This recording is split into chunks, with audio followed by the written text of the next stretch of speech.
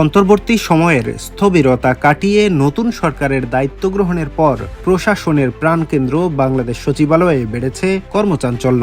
সরকার প্রধান তারেক রহমান নিয়মিত সকাল ৯টার আগেই অফিসে উপস্থিত থাকায় মন্ত্রী, সচিব ও কর্মকর্তাদের মধ্যেও সময়ানুবর্তিতা বেড়েছে। এখন ৯টার অফিস শুরু হচ্ছে ৯টাতেই। সরকার গঠনের পর দিনই সচিবালয়ে মন্ত্রিসভার প্রথম বৈঠক অনুষ্ঠিত হয়। একই দিনে সচিবদের সঙ্গে বৈঠক করে সরকারের অগ্রাধিকার ভিত্তিক কর্মপরিকল্পনা এবং ১৮০ দিনের রোডম্যাপ তুলে ধরা হয়। পবিত্র রমজানে নিরবচ্ছিন্ন বিদ্যুৎ সরবরাহ, ঈদ যাত্রা নির্বিঘ্ন করা এবং জনসেবা কার্যক্রম জোরদারের নির্দেশনা দেওয়া হয়েছে। নতুন মন্ত্রী প্রতিমন্ত্রীরা নিজ নিজ মন্ত্রণালয়ের কার্যক্রম বুঝে নিচ্ছেন এবং অধিদপ্তর সংস্থাগুলোর সঙ্গে ধারাবাহিক বৈঠক করছেন।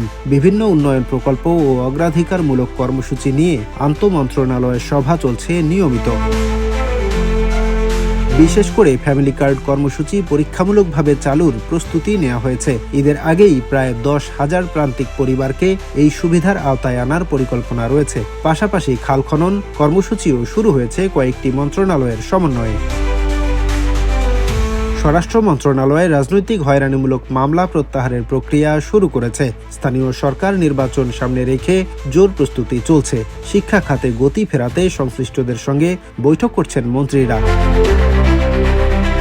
জনপ্রশাসন ও অর্থ মন্ত্রণালয়ের কর্মকর্তারা জানিয়েছেন, নির্বাচনের আগে যে স্থবিরতা ছিল এখন তা কেটে গিয়ে কাজের চাপ বেড়েছে। সামনে বাজেট প্রণয়ন ও প্রশাসনিক রদবদলের সম্ভাবনাও রয়েছে।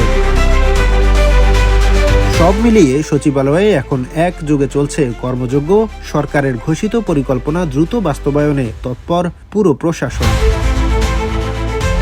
ডেস্ক রিপোর্ট, দৈনিক দৃষ্টি।